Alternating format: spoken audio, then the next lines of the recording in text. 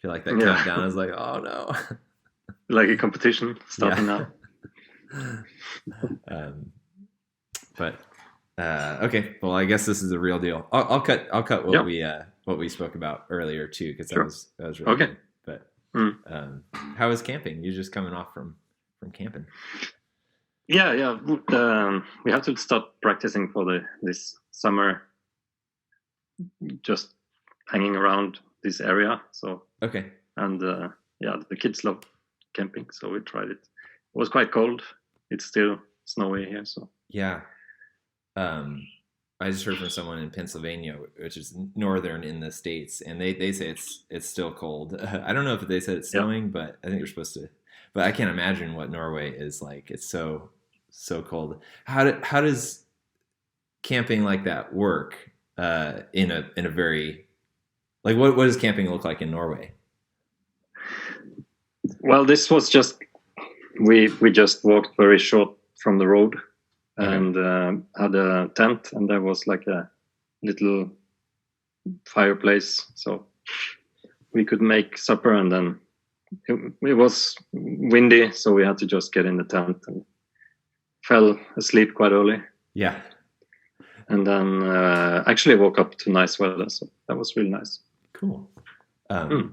Does it is it a did you like hike a lot to the like down the road and then camping, or was it a special spot Well, you found? yeah, this was an hour drive.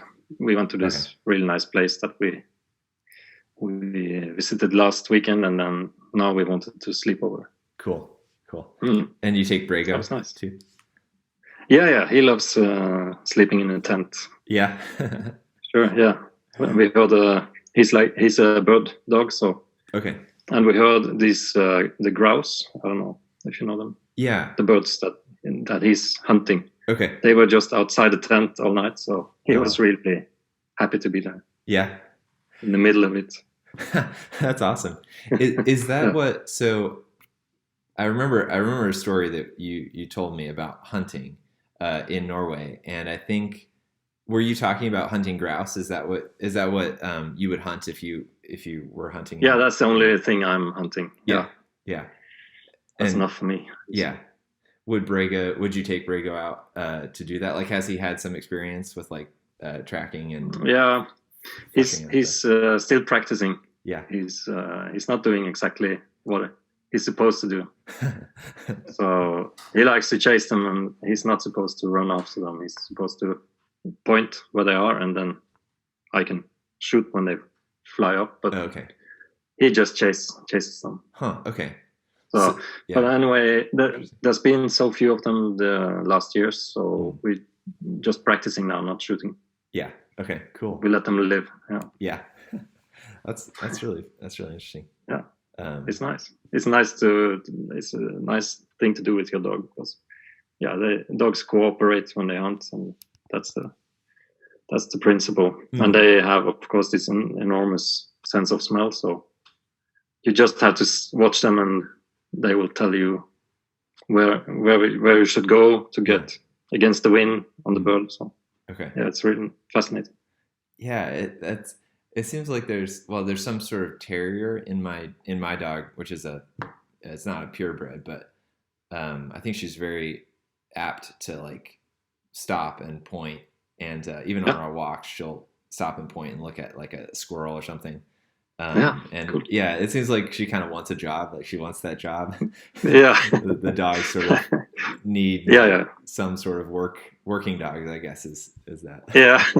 Trying to be useful. Has Brago do you feel like Brago in your Dunce comic strip will ever get to that point of like will he ever have to sort of come to terms with his maybe his desire to chase birds or or looking for a job or anything like that? Yeah, yeah. I have done strips with him chasing, running after birds, and failing on hunting, and yeah. So everything has to be used in the strip. So Yeah, I feel that his personality is very much like he is in the strip.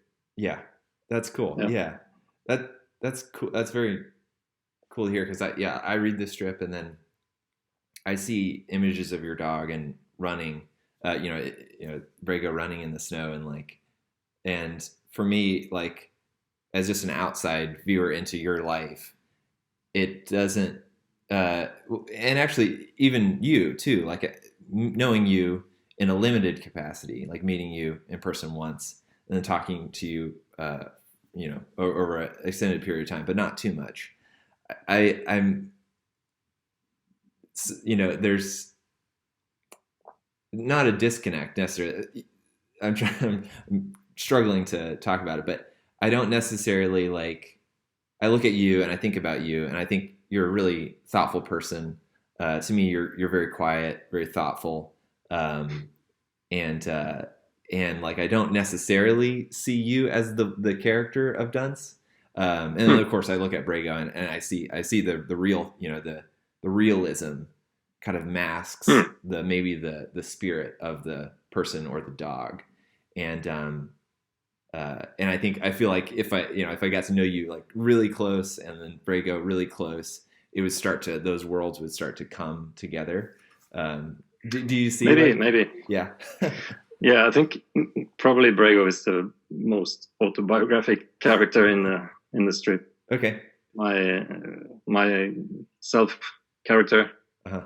I don't know. I don't think people around me really mix it very much with me. So yeah, I don't know. It's very loosely based on me.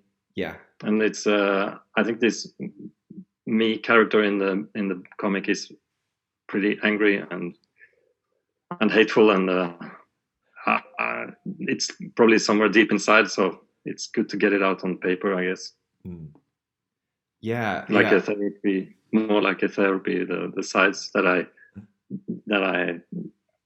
try to hide from day to day. Right. Yeah. It would obviously you're making it, so it must be, it must be a vision of yourself in some way. Do you think of yourself, if you don't want to talk about anything specific to the comic, just let me know. Because sure. I don't know, everyone has their different feelings about like saying too much or, saying not enough. And I don't want you to talk about it if you don't want to talk about it. Sure, no problem. I'm interested in how I'll let you know. Okay, yeah. I'm interested in how like the name came about, and like that, persona of like Dunce with the dunce cap, and like, how did that come about, and like all of the I guess the origin story. Yeah, I think it's a little bit the same as we just talked about. It's the dunce cap is like this voice in your head when you do something and you tell yourself, "Oh, why did you do that? You're such an idiot." So it's like that feeling of the self-criticism, or so I think it's something universal. It's not that much the people around him that sees him as stupid or something. It's more that voice. If you kick the table, hurt your foot on the table, then you yell at yourself inside your head. It's that judgment that gives him the dunce cap, I think. Also, it's visual, and if you've seen the character once, you know who it is. You recognize him. Yeah, it's like a perfect connection of the name and the visuals, and it does really work. It's very iconic. Yeah, and like actually, Karen, my wife said, like the more that she sees you, she like sees the character a little bit, like maybe the nose and the mutton chop, or like the hair on the sides. Like besides that, I feel like those are the sort of distinguishing characteristics of like the character. Yep. And is that something you tried to play with? Like, I haven't seen you like on the side for a long time, because usually I'm talking to you. Is that something you actually pulled from? I'm pretty relaxed. I don't think very much about the similarities or Yeah. or differences between me and the characters. I've done it. I've done 700 strips now, so it's just flowing as it is, and not very.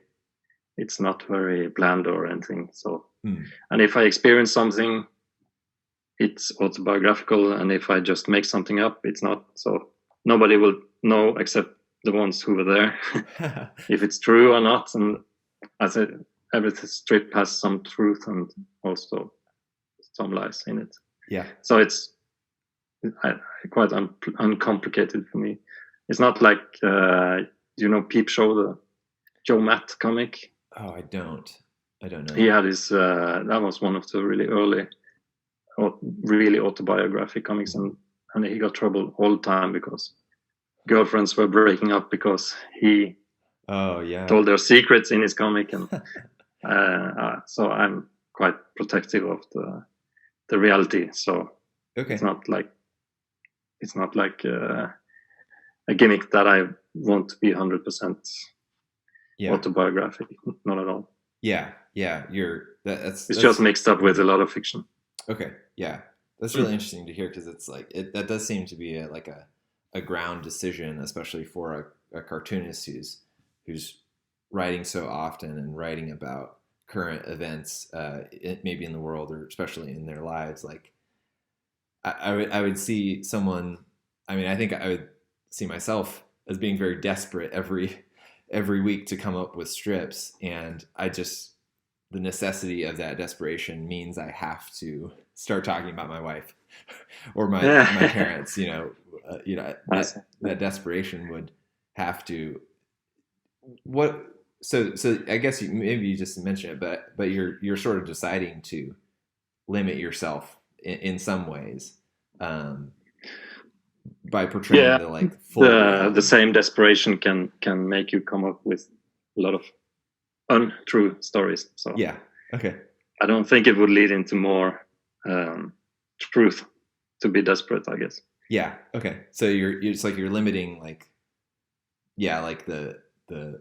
the real nature, but by that limitation, it forces you to think creatively. Is that kind of it? Like thinking. Yeah, it's been like development. How I do the writing is for the first 50 strips or so. It was quite easy. They just came. The ideas just came. Yeah. And I just had to draw them, and then it started to.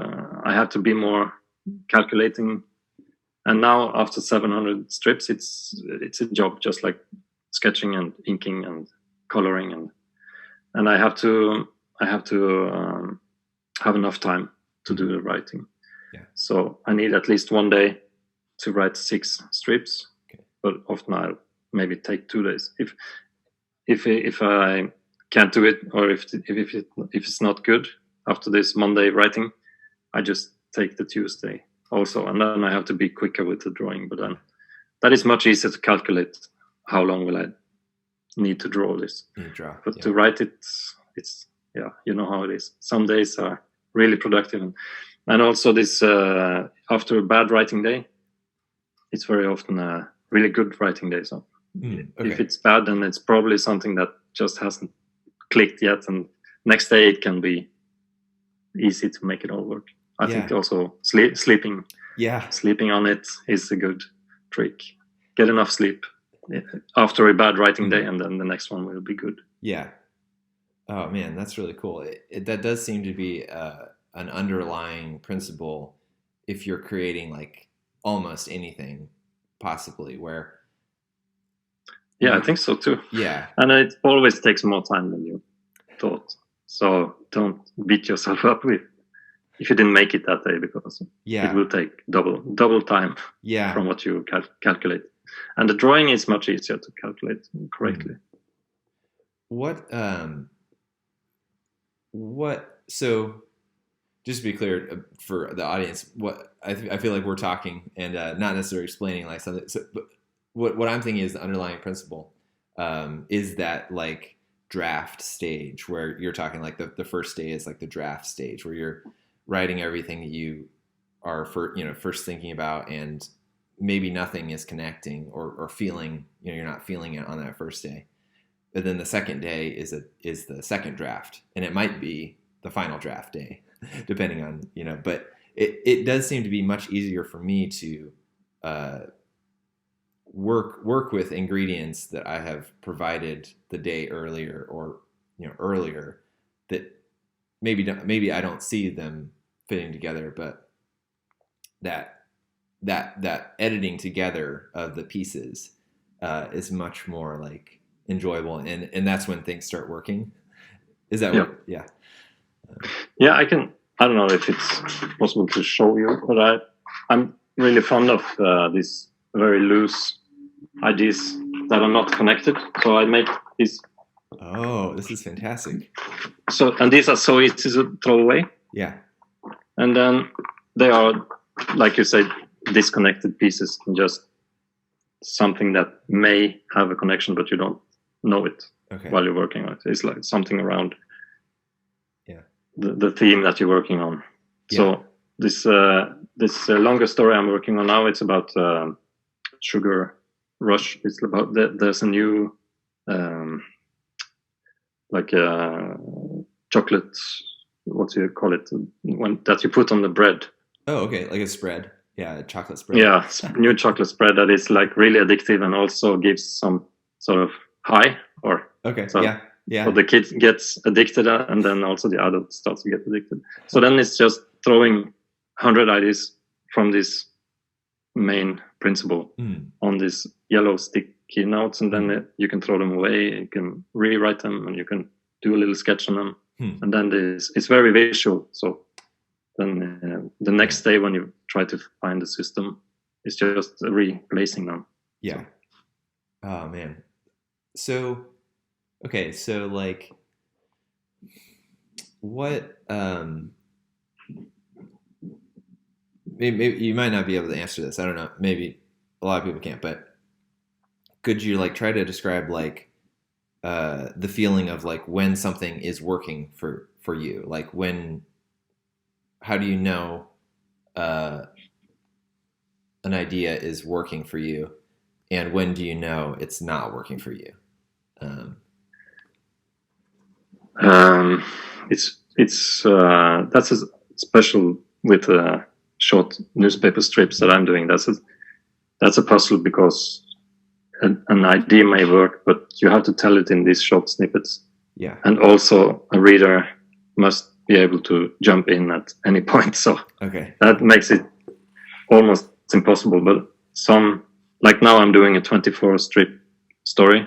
Some of these 24 strips won't be as good if you read them separately, of course. Yeah. I want the reader to read all of them. Okay. And I have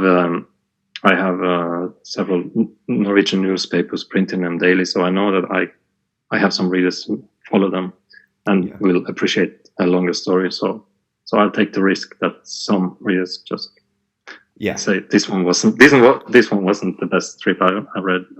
Okay. And it's in the middle of the story. Yeah. But so you've got a substantial audience right now that is ready for a longer adventure with the characters. Yeah, I think so. I hope so. I also have these books coming out, and I self-publish in English. So I know that it will be read, collected at some point. How do you think you're getting a better judge of like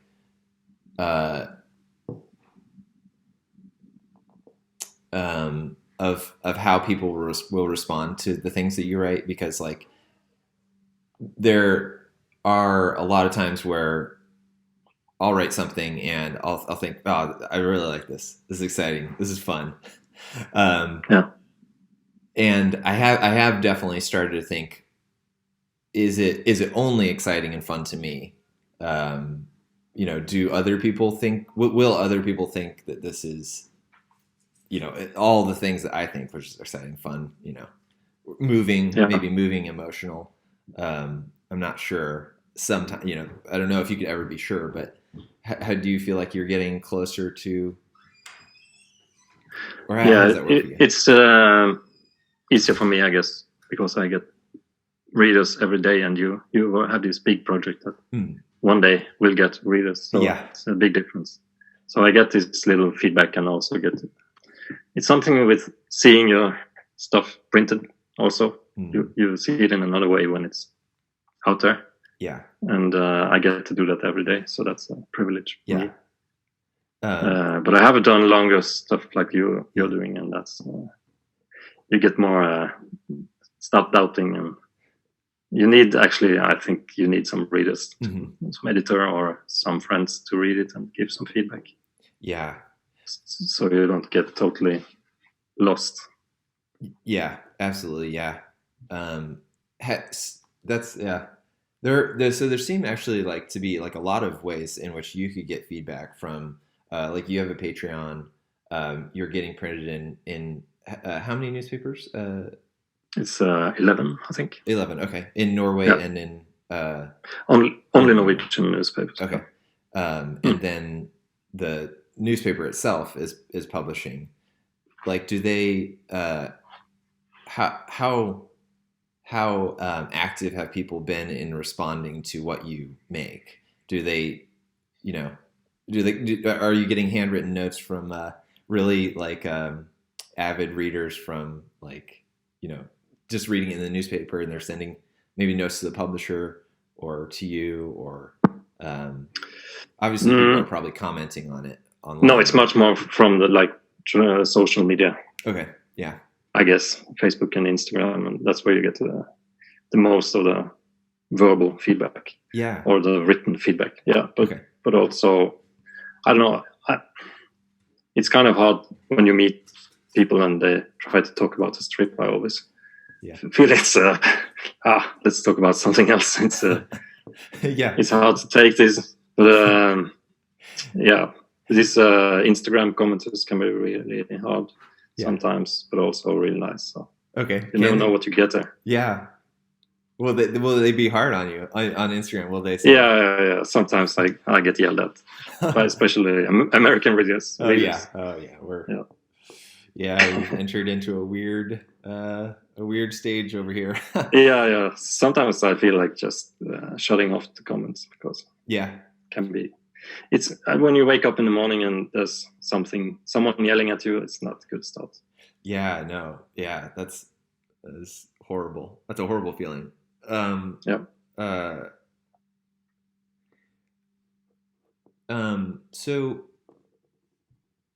I mean, well, specifically on Instagram, I mean, I've noticed that like you have the Dunce page has like 21,000 followers, and you really haven't posted that many strips on there. So I just think that's incredible. Like I look at those two numbers and I think like, okay, that's working because there's not a lot of content that you've placed on there. Only like maybe 100 or so posts, and there's 21,000 like followers, and I just think that's really exciting to see that if someone's posting 2,000, if they've got 2,000 or 3,000 posts already, and they've got a higher number, well, it's like it kind of makes sense because you're posting so often.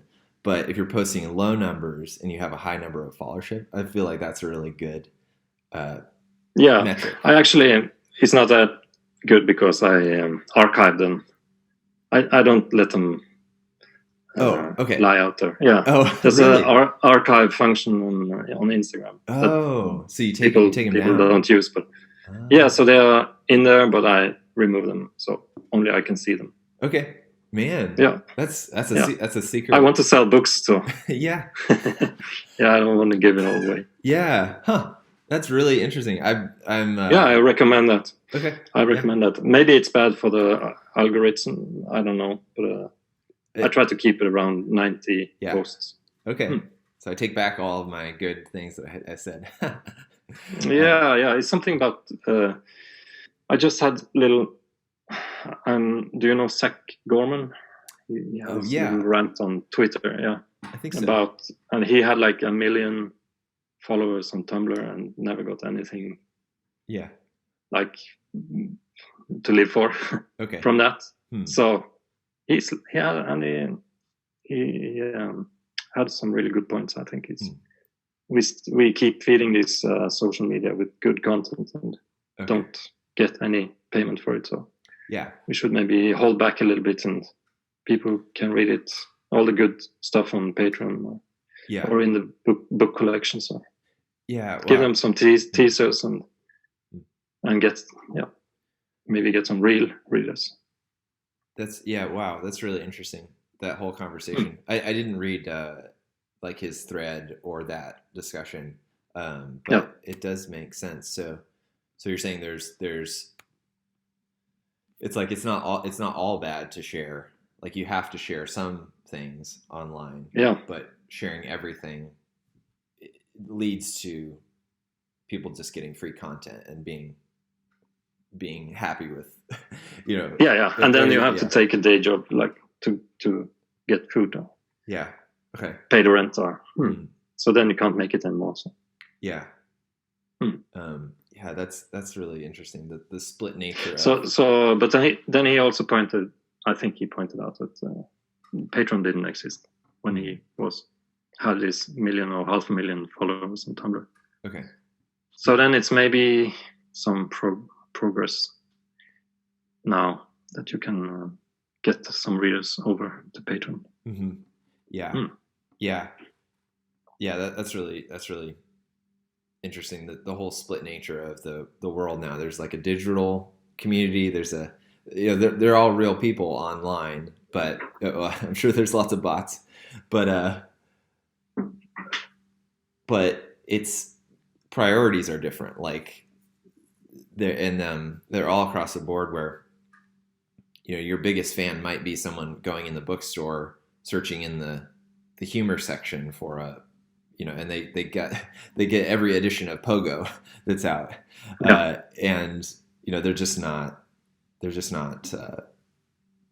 you haven't accessed their life because your book hasn't been in the bookstore, or it's not in a physical space, and there's a lot of abuse. It just like I doubt anyone's trying to abuse the rights of creators when they're just taking in the content that you're sharing. That does make sense. I don't know if I've figured it out for myself, because I don't have very many physical products to sell right now. But I have been trying to limit the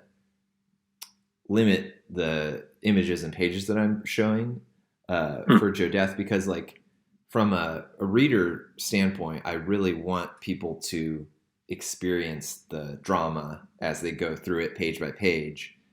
And if I share an image that they see and probably remember, it's I feel like it spoils it could spoil the whole experience for the reader.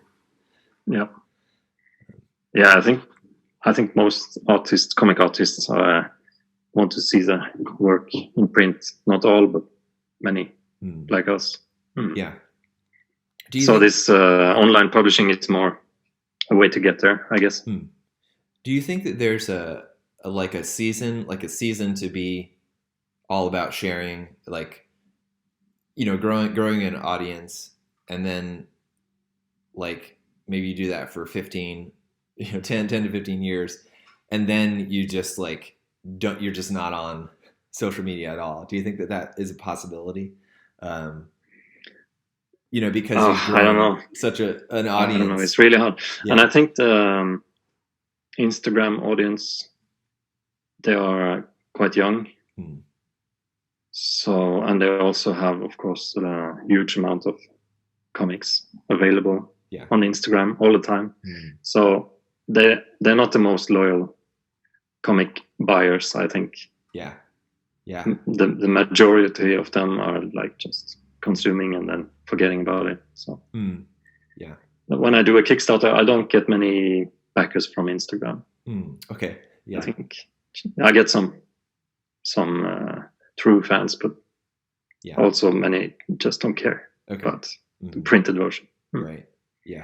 So I'm not sure Instagram is the way to grow a big audience for printed comics, but at least not in my experience. That makes sense. But it's I guess it's a one piece of the puzzle, but it's not enough in itself, I guess.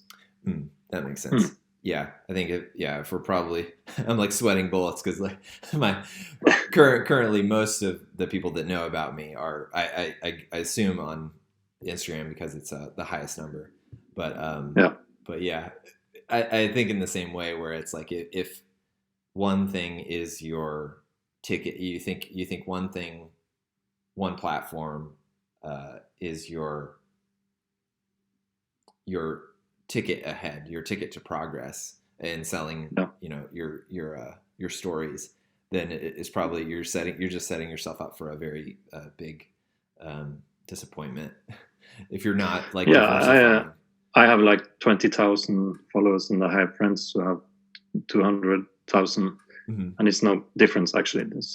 They don't sell any more Kickstarter books or much the same. So.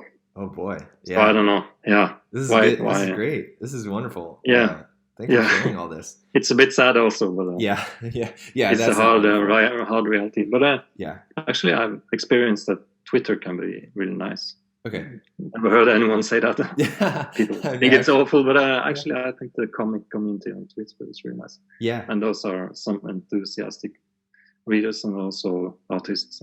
Okay. So these days, I actually enjoy Twitter more. Man, yeah, okay, that's really what's wonderful is hearing from a creator who's experiencing all of these things and what's working and what's not working for you. I think that's really special, and thank you for sharing. So like, okay, so that's like sort of the digital landscape. You're in 11 print newspapers in Norway. How did you get into the physical world? How did your drawings and your ideas that they come to you, you write them on a computer, you draw them on paper and on your iPad. How did those get to the newspapers? What was your process of pitching to newspapers, if I can ask?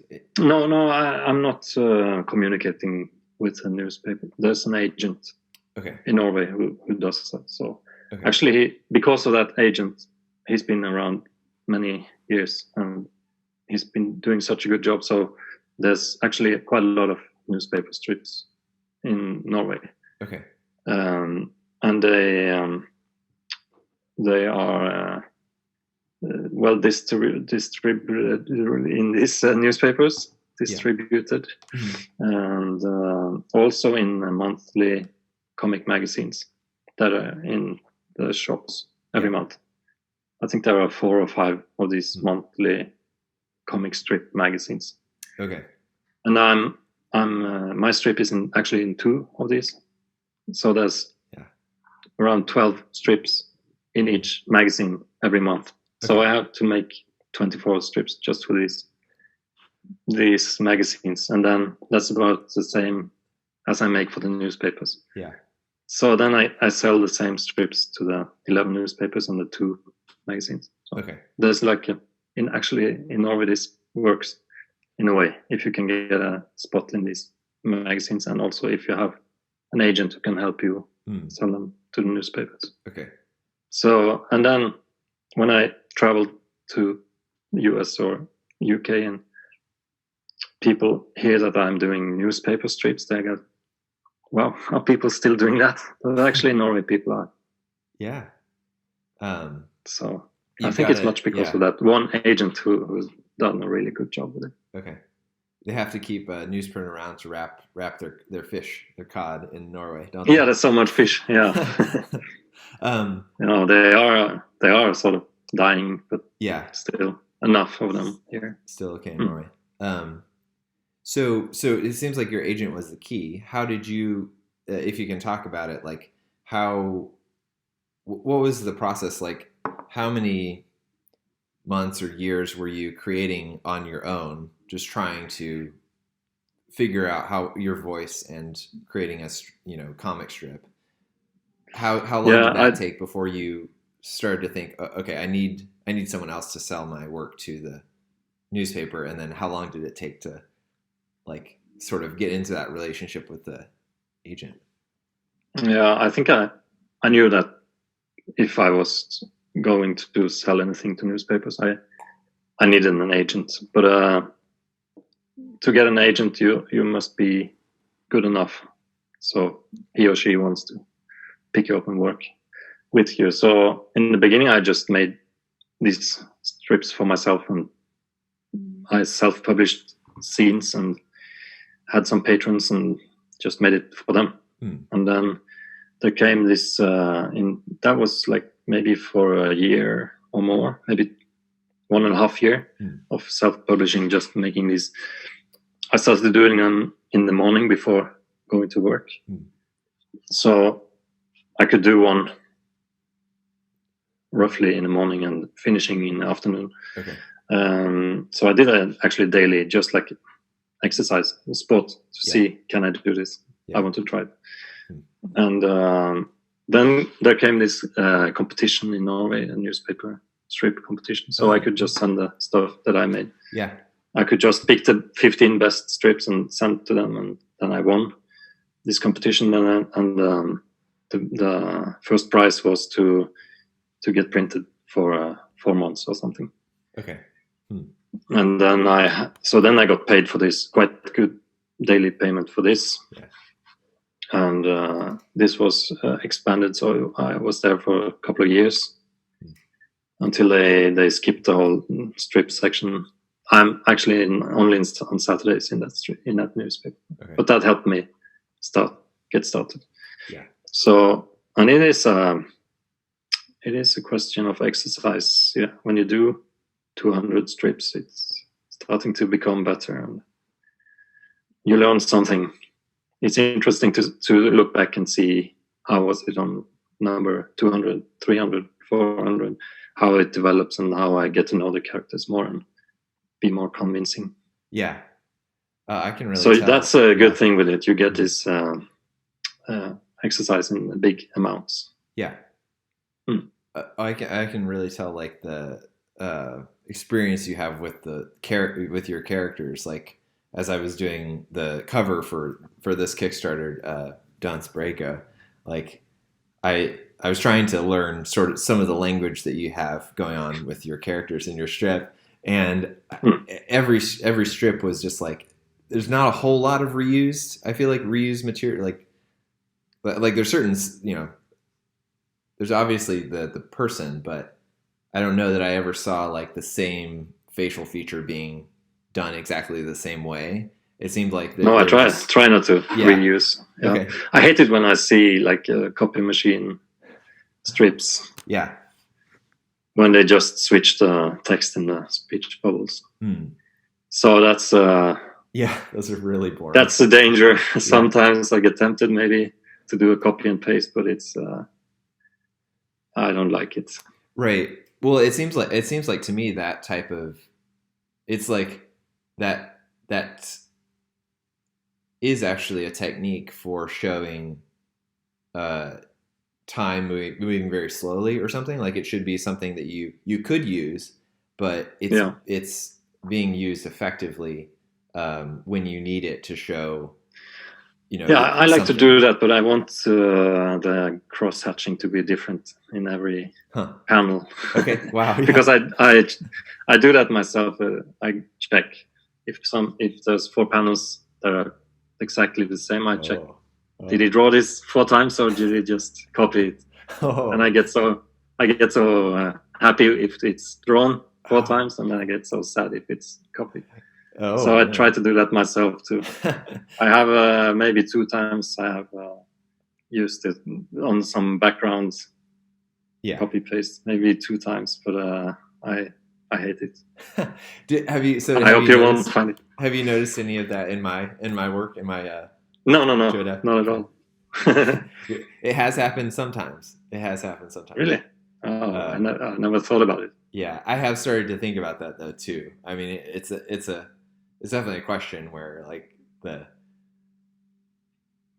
I'm thinking it takes some minutes to draw this background again, and I know how happy I get when I see this in other people's comics. So I want really this to be the same. that's a very high like attention to detail. Yeah, I guess. But Yeah. if you read Calvin and Hobbes, I think you won't find it Okay. Yeah. in there. Or if you read Cul-de-sac, or I think there's something about integrity. Huh. Yeah. So put some extra work so you don't get caught cheating. Yeah. Yeah. There's this really interesting thing like that. Same. Like I found like that if you want, which most artists they want to produce a work that inspires and is awe striking. Like they want to create something that is just like wow, like blow someone's mind or something like that. Yeah. Um, and like I feel like it's a very very just one-to-one relationship with like the awe strikingness, the amazingness of something, and then the time invested in the making that piece. Like you sort of almost can't you're not going to ever have an awe striking piece, whether that's in animation or cartooning or illustration, unless unless you create something that's awe striking. And one of those things that's awe striking is like this. You see it and it's like a crowd scene or a very high attention to detail. And part of that awesomeness that people associate with an image is they don't know how you made it. They don't know how they would make it in a sense. And I feel like a lot of times when I look at it, that's the one thing that I know that happened for them, which is time. Like they'd spent a lot of time doing it. Yeah, and love and care put into it.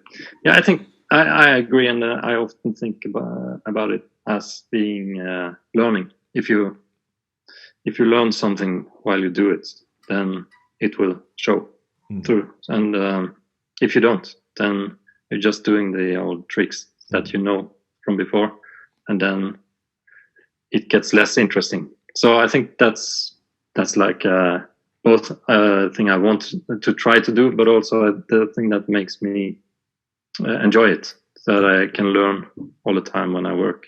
Yeah, I think I would be bored really quick if I stopped learning, and then I think the reader would also get bored. Yeah, and I think quite a lot of comics and maybe special newspaper strips, they just learn up to a point and then they stop just doing it, and then it gets less interesting. Yeah.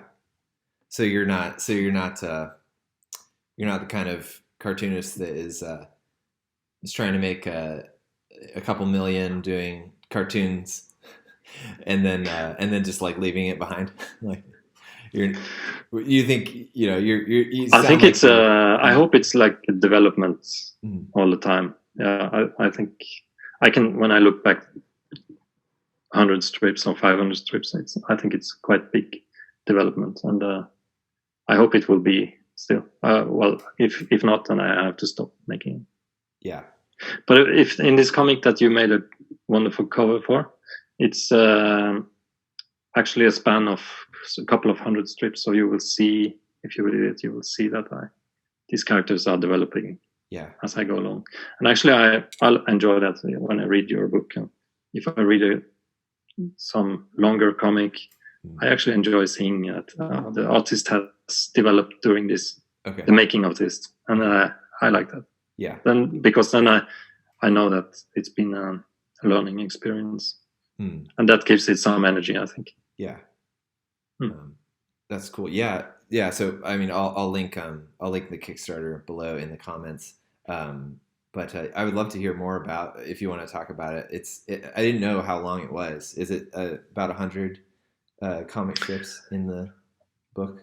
No, it's these are just the Brago, the dog strips. Okay. So actually, it's collecting from the dog moves in the house, and then it's 24 strips. No, sorry, 40 strips. Yeah. But then this chronological comic, it jumps back and forth between different characters. So sometimes it's the dog, sometimes it's something else. So these are just dog collected dog strips. Okay. Yeah. And then maybe it's 200 strips from the first one to the last one. Huh. That's really cool. See, I don't have too much of a relationship with comic strips, and like I know Peanuts and Calvin and Hobbes, but I don't know that that's something that like captured my imagination as a kid.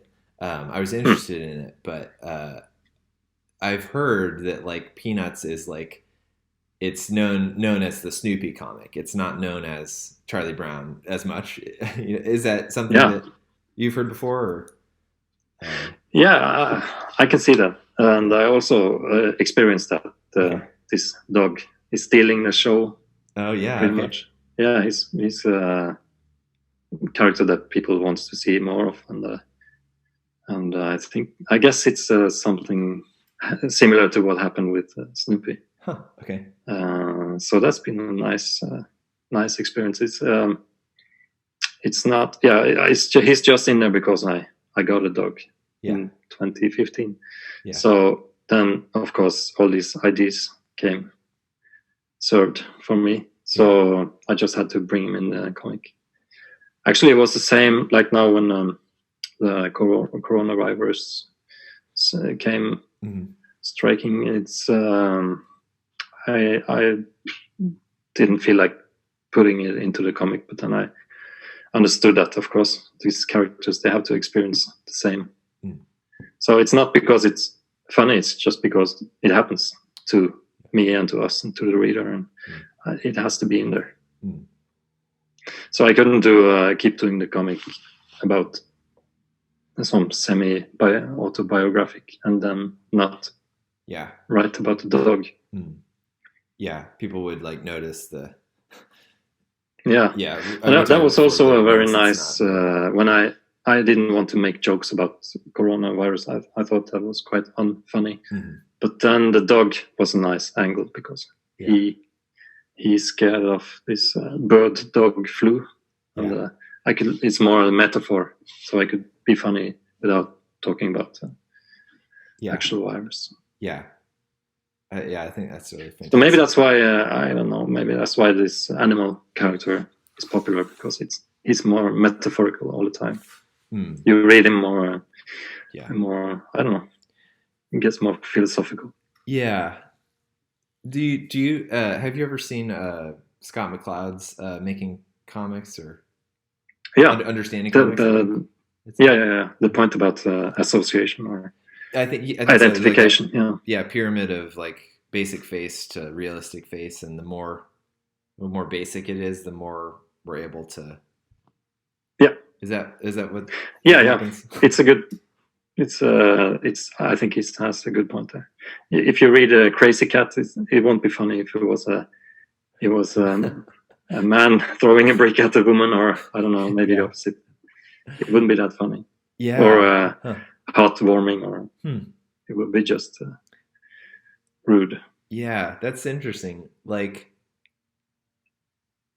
that's very interesting because it's sort of dealing with like what is appropriate for cartoons, like cartooniness. Like,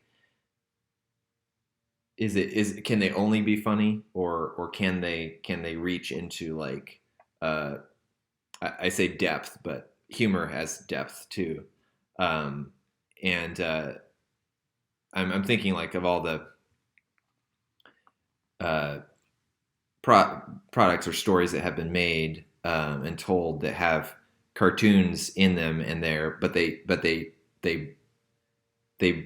bridge sort of emotion, and they they can get emotion from the reader, and I wonder if like Bone, the comic, Jeff Smith's comic Bone, like does that. I think I read that later in life, so I don't know as a kid that I probably would have felt very emotional through the story.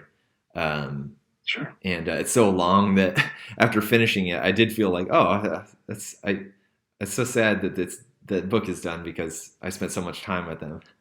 But it was you want to be in the world. Yeah. Yeah, I have a daughter. She's not in the strip. She loves Bone, and she read it quite early, and it's kind of magical to Yeah. her. Huh. And she doesn't read much comics, but Yeah. Bone is the one thing that Hmm. she really loves. That's really interesting because it's kind of like an early reader, Lord of the Rings, or I feel like some of the maybe in my mind it does seem to be that like kind of a more of a it takes itself seriously, even though the characters have humor all throughout it. It does take itself Yeah. seriously as a story. And do you think that it's hard to say because kids are like everyone else, which is sometimes we like something and sometimes we like something else, and sometimes we like both at the same time, like Dog Man, or, or Captain Underpants. Like I haven't read much of Dave Pilkey's work, but it's like those are opposite ends. I feel like Bone Yeah. and those kind of things, and they're both popular with kids. Like I wonder. Yeah, this have you read this Wimpy Kid books? No, I haven't. They are so funny, Okay. super funny. Yeah. So that is just awesome writing, I think. Yeah. And it's I think it can be also important stuff, even though it's just funny. It's a sitcom for pre-teens, so okay. They can identify and laugh of their own problems and worries. So it can be serious stuff. Yeah. Even in the Captain Underpants, maybe. Yeah. Yeah. Well, I'm sure you've experienced this, but like the more you put on the more work you put out, the higher degree of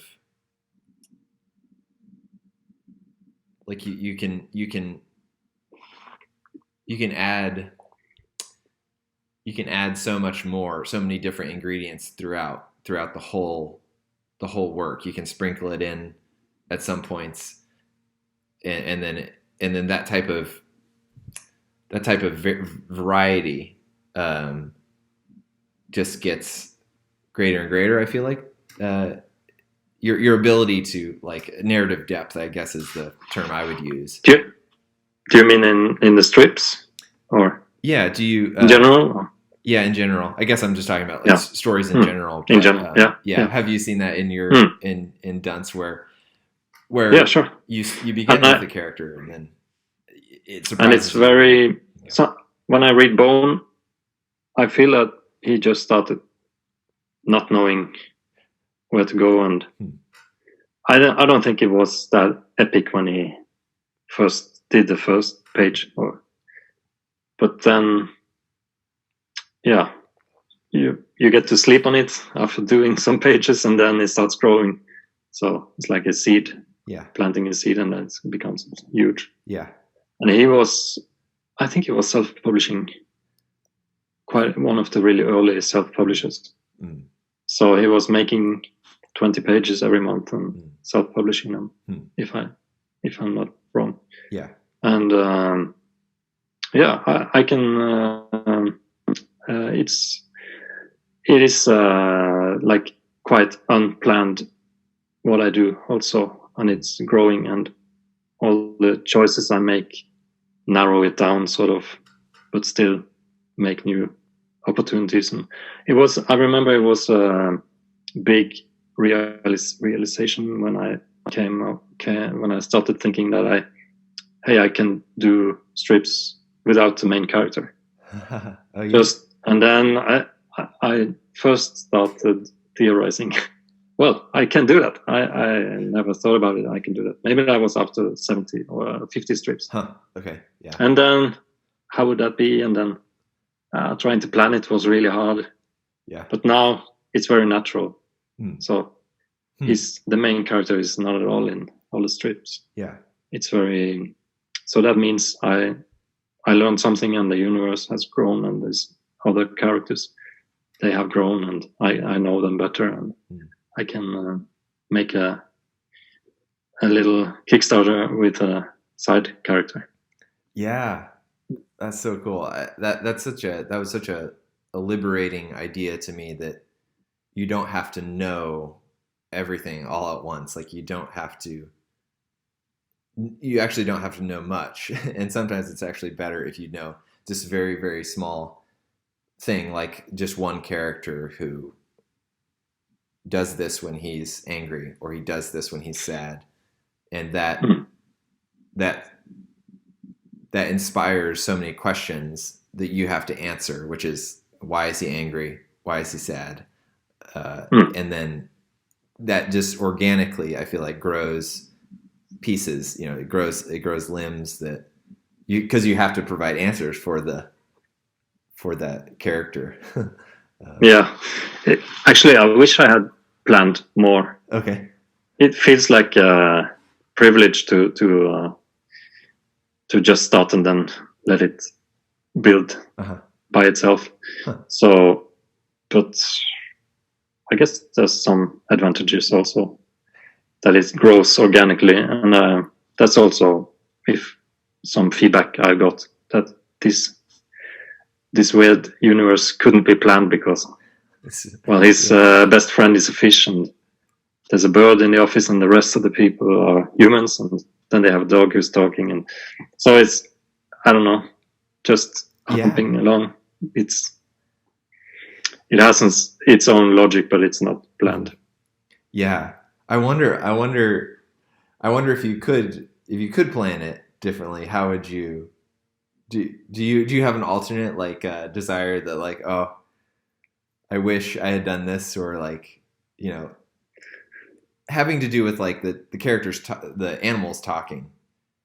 I do feel like that's an interesting thing that happens, where like Pluto in Mickey Mouse is a dog, but Goofy is also a dog. Yeah, and there's a mouse. yeah, and that type of weirdness is potentially a very high degree of why people like it. And so I wonder if you had the ability to change, would people like it as much? What do you think? I think if I planned it, I wouldn't make this best friend a fish. That's quite confusing, but still I like it now, and I think but maybe I have to read a couple of strips to get into it. I think many people say, why is he talking to a cod in that panel? But it's just his friend, so yeah. It just happened. Yeah, that's so funny, because I mean, literally, I feel like I'm almost in the same spot where I've created a companion character to the main character. So there's Joe Death, and then there's Blue, his moth, that lives inside of him, and they're friends. But and even down to the color. I mean, the cod in your story. What's his name, by the way? Børge. Børge? Yeah. Okay. I'm sure. The fish, yeah. Okay, yeah, the fish. Even down to the color, they're both blue, which is, it's a non-human skin color. So it makes sense on one level. But then there's this interesting thing where I'm coming to terms with, like, well, how does it work? And also there's a cat creature, and like, I think I've actually found substantial reasons for explaining it, or at least leaving it mysterious, and it's still feeling like a real universe, or at least that's what it is. And I guess I feel like the most mature answer to, like, that problem is to almost, like, not talk about it, not touch it. Yeah. Is that what you? Yeah, I can't explain it, so it's just how it is. So yeah, but it is. I don't know. Sometimes I use the argument that these strips are so short. You just have 4 panels, so you have to you have to exaggerate, and you can't do it realistically because it would be too short span to tell a real story. So you have to do like some weird choices maybe. Yeah. And a talking dog, or even a talking I don't know, coffee cup, or makes it much more efficient to get to the point. Yeah. So opening up for more surreal elements, I guess, is a way to get to the point in this very short format. Yeah. I love that. Like, is boring the audience probably? Is that the worst thing that could happen for you? To make a boring strip? Yeah. I wouldn't read 200 strips if I found it boring. So if you buy a book, then hopefully you read it all through. Yeah. So yeah, I guess it's but that's in all storytelling. I guess you want to have characters that people are engaged in. Yeah. So and also make them put them into situations where they have to act and show who they really are. Yeah. Yeah. It's probably an obvious question. I think, like, but to me, I maybe it's like a problem that I have, but I do like to sort of state the obvious for people that are, there's a lot of learning individuals that are, I think, watching this and on Instagram and social media, and like, to me, like, yeah, creating something that bores me is probably the worst thing that I could do, and so I'll do anything to make it not boring. It sounds like you do that too. Yeah, I totally agree. It will shine through, I think, for the reader. If you didn't enjoy making it, yeah, it's probably not so fun to read either. Yeah. Let me know whenever you need to go, because I feel like we could probably. No, this is okay. No problem. Okay. It's gonna be long, or you edit down maybe. I don't know. I don't think I will. No. YouTube has enough storing space for. I think so. Yeah. I really don't know what I'll do with, like. I'm really not, and again, I actually think that this is educational because it's an honesty type product, for lack of a better term, where I'm not very good at, like, figuring out how money will be made through this, and I need to get better. Again, I do want my book to be the main source that people are putting their money towards. I don't really want to be known as a teacher or YouTube personality or something. I want my book to be the thing that's highlighted, and actually the work. So everyone's work. So I want people that know you and know me as people that can talk and share ideas, but the work is, I think, the most special part. So I'm not really concerned about, like, creating small videos that are just, like, kind of like that's not like that's a very different mindset. I think it's a very actually not destructive, but a counter mindset to what we do, which is create stories and create something that's, I think, objectively good, or trying to be objectively good. The time and attention is a very big indicator to see if you're able to do it. So if someone's made it this far in the video, watching it, chances are that they'll have enough attention span to put that into their comic or their story. I hope. So they are the real good comic artists, the ones that make it this far. Yeah. I like that. Or maybe I'll cut it in half and put half in the Patreon that I have, and you can do the Yeah. same if you want. Okay. But Why not? So yeah. you finally earned some money. Yeah, you finally earned some money. Yeah, definitely. Good. Yeah, but did you make some recording when you did the cover for the Kickstarter?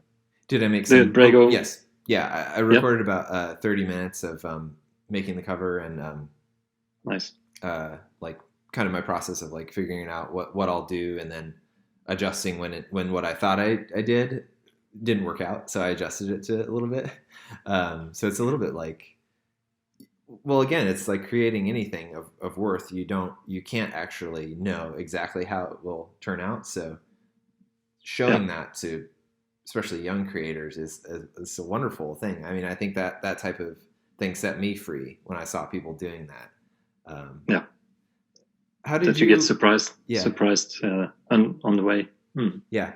How did you like, just to take it back far into your background, probably, like, how did you begin to draw and why?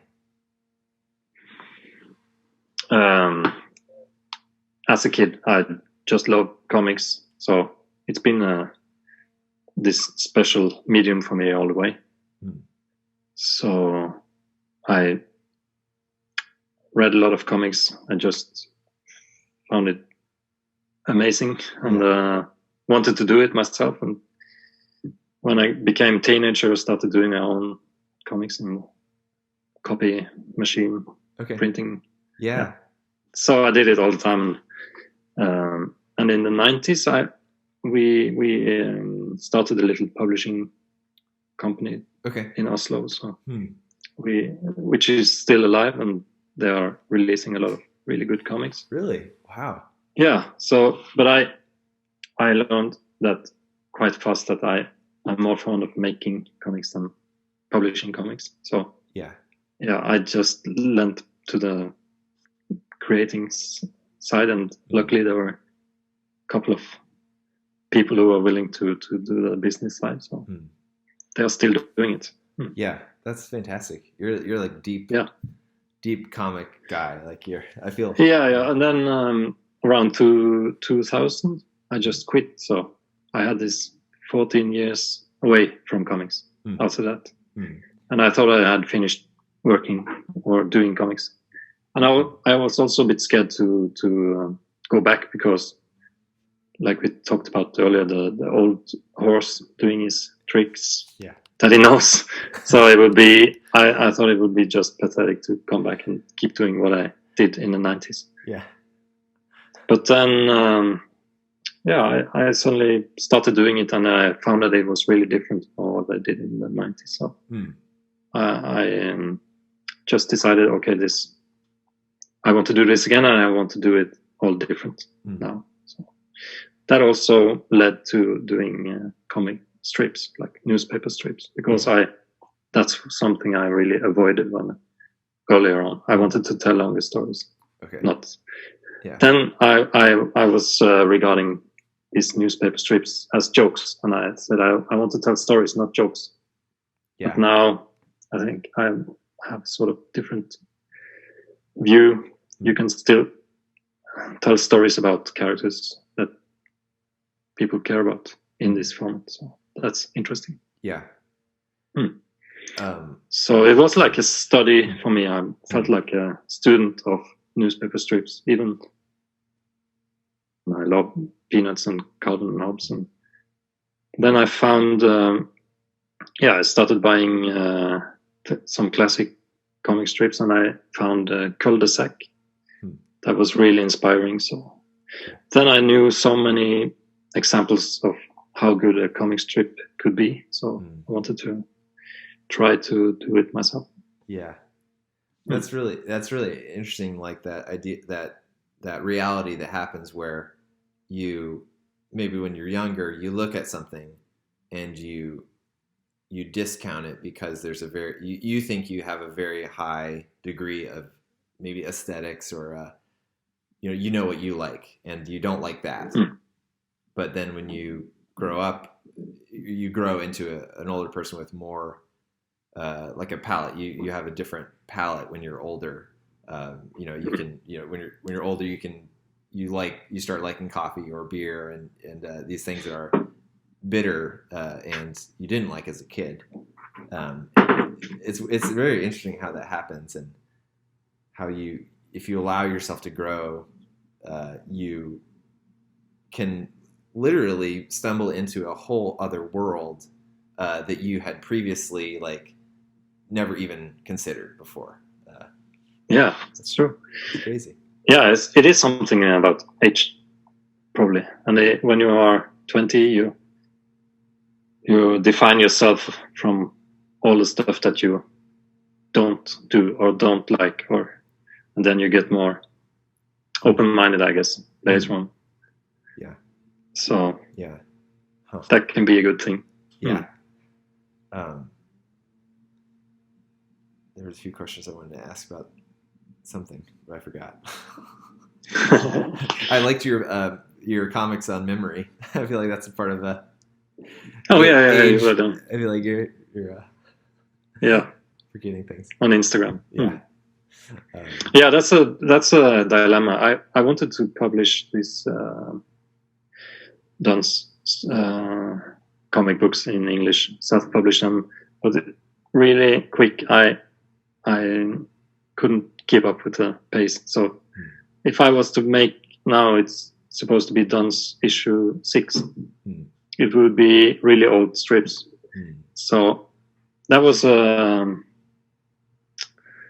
also if I'm were to make Dunce issue 6 now, then I would have to reprint issues 1 to 5 because I don't have any left of them. Because if you buy number 6, you want to read from number 1. So I would need to have them. So it was like a relief to just decide to make a Brego issue instead. Okay, yeah. So it gave you a framework. Because this chronological printing, it's so way behind now, so it's quite old stuff. I see. Yeah. Also, I would love to do a book collection, but it's the postage nightmare and also the storage of the book.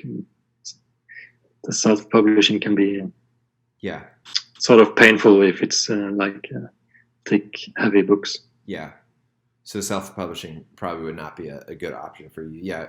Are you just to put it out there? No, are you looking for if a relationship with an American publisher came up, that would be something you would like? Oh yeah.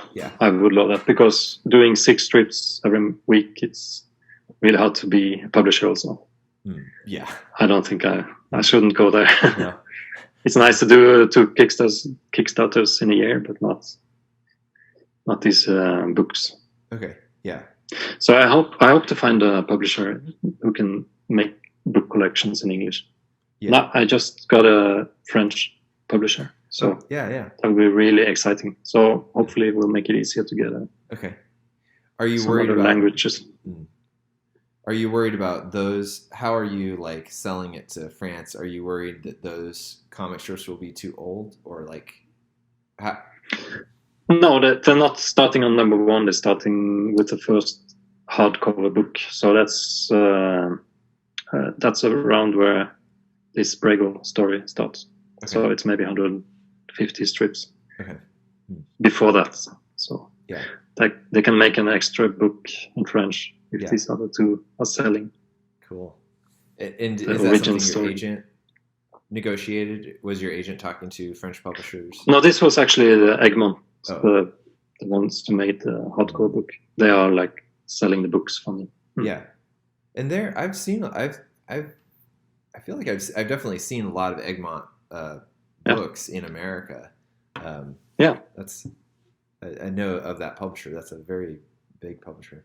That's really cool. Yeah, they are quite big. Yeah, they are big here also. Cool. But I don't think they don't sell automatically to themselves in different countries. Okay. They might as well sell to another publisher, I think. Oh, okay. I don't know. Yeah. I don't know why. Yeah. Huh. I think they have enough with their own country. The different departments. Yeah. Well,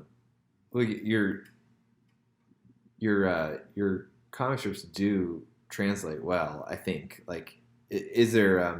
I mean, the ones that I see and can read in English. Are there a significant portion of strips that you just know won't work in America or France that are very Norway specific? Not so many. No, I think that's in the back of my head when I work also. Okay. If it's very specific for Norwegian, I would maybe rewrite it or skip the idea. But sometimes some can slip through, but not many. Okay. And I think also the translator can come up with some changes and just fix it. I did a translation of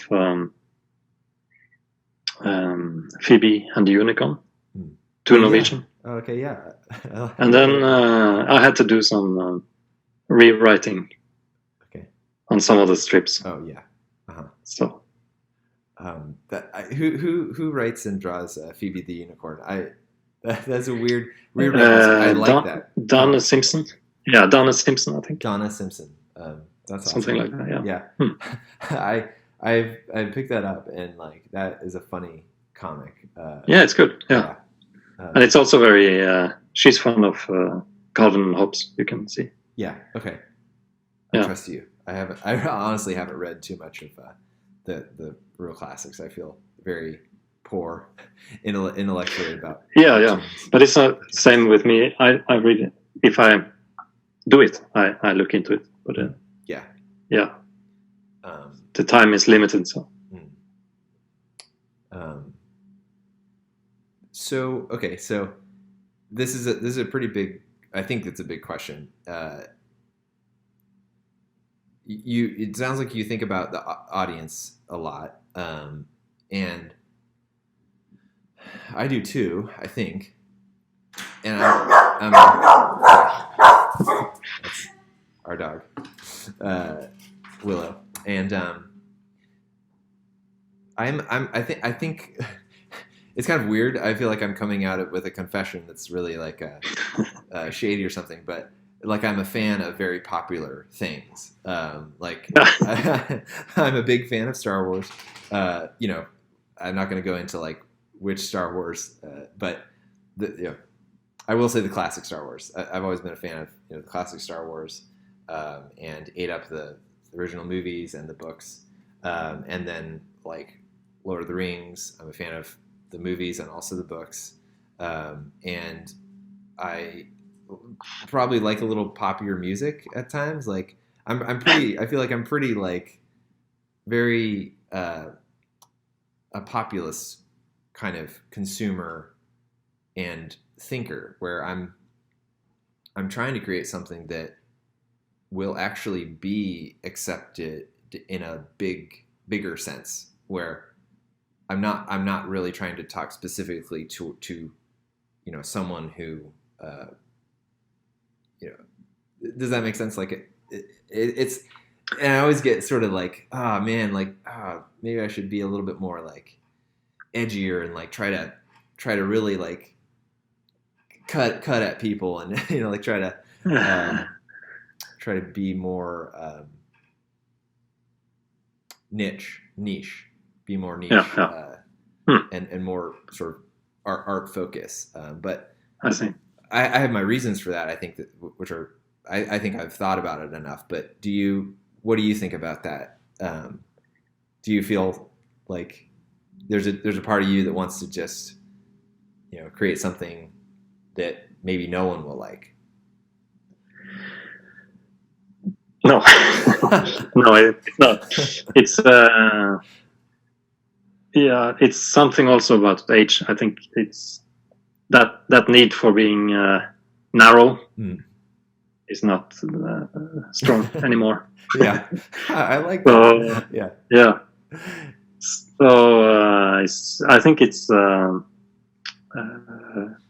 you feel more free to do just what you like and trust in that. And some may not like it, some like it, and it doesn't matter much. Not trying to get loved by everyone or or some specific target group, but just doing what you feel you want to do. So it's more honest, I think. Yeah. And targeting the audience. Yeah.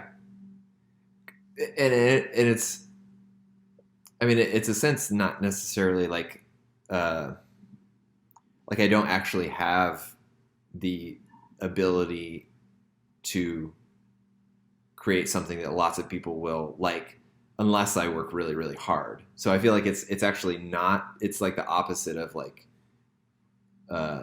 laziness. It's actually, I in a sense, I kind of feel like it's actually more work to really work hard at speaking a clear language, and also think about like visual appeal, design sensibilities. There's a lot more factors in that type of potentially populist art than the niche art, which is just like you on drugs, like, you on drugs, just like jamming in your basement to something, and it just comes out, which, that is an artifact in itself. And I'm not saying that's not valid. I'm just curious about the. Yeah, you want to do work that communicates, and with your ideals from Hollywood, that's not negative. It's about the craft of storytelling, I guess, and the methods that has proven to work. And I think it's nothing to be ashamed of to use the mechanism of storytelling. So, and I think it's just frustrating when people don't want to learn the Hollywood rules or the classic Western storytelling, when they try to avoid it because they want to be so free in the storytelling. I think there's no knowledge that will ruin your work. So the more you know, the better it will be, I think. Yeah. So that's like, I think it's a delusion some artists have, and also storytellers, that no, I won't be like dirty on my hands by reading this storytelling craft. So I'm a big supporter of learning as much as you can about what you do to improve it. And then I mean, I see both. I do see a danger in both, and I'm sure you do too, where like there is, I think, legitimate criticism of art or story that has actually ceased to be honest from one creator's perspective, where it's only the decisions of the characters and the plot of the story is only motivated by what the creator thinks of the populace, where they're only thinking about like, well, what's trending on Twitter, what's trending out there, what are people saying, and then I'm just going to mimic that, and then I'll be a populist artist, Yeah. Then the motivation is all wrong, I guess. Yeah. The motivation for doing it is so wrong. So it won't be appealing. Yeah. At least not to me. So. Yeah. So there has to be some heart and passion in the work, I guess, and then it will shine through, I guess. Yeah, I think so. Yeah. But I think compared to like animated movies, when they go wrong, maybe often it's too many people having a say and too many decision makers. Yeah. So that is a big advantage of comics, that it's only one or two people who make it from start to finish, and then so it's much more like a piece of art because it's from this one. Yeah. And one person. Right. And still incorporating the feedback and responses that you get from the readers that you said you share your stuff with, and I share stuff with. It's like it's never a quick answer, like, which is Yeah. why I think my videos are so long. Like nothing is ever a quick answer. Like it is a lot. The most of the work is you. I mean, all of the work is you, but a percentage of work is talking to other people and hearing how other people talk and respond to your work, and it's interesting. Yeah, you can get really surprised when you show something. Yeah. How different people are viewing what you do. So have you it's ever? a good. Yeah. Well, you answered that too. I was like, have you ever made something that people have really disliked? And I think we've talked about it, and you mentioned it before too. But I'm probably rehashing old territory. This is probably time to probably end the conversation. But Yeah. do you have anything? Maybe. Do you have anything you want to talk about? I don't know. You need to go too. No, it's been good. Cool. It's always interesting to discuss stuff with you because I think we have a lot of the similar struggles and also insights and interests. So it's been really interesting. Yeah, I feel the same way. Yeah, it's always good, and I hope we'll do this again. Maybe we'll definitely do this again. But yeah, I hope so. Yeah, thanks so much for your time, Jens. Yeah, thanks. All right. As you can see, I did not cut that in half for YouTube and Patreon. I really wanted to share all of this with you. I thought some of the best content was at the end.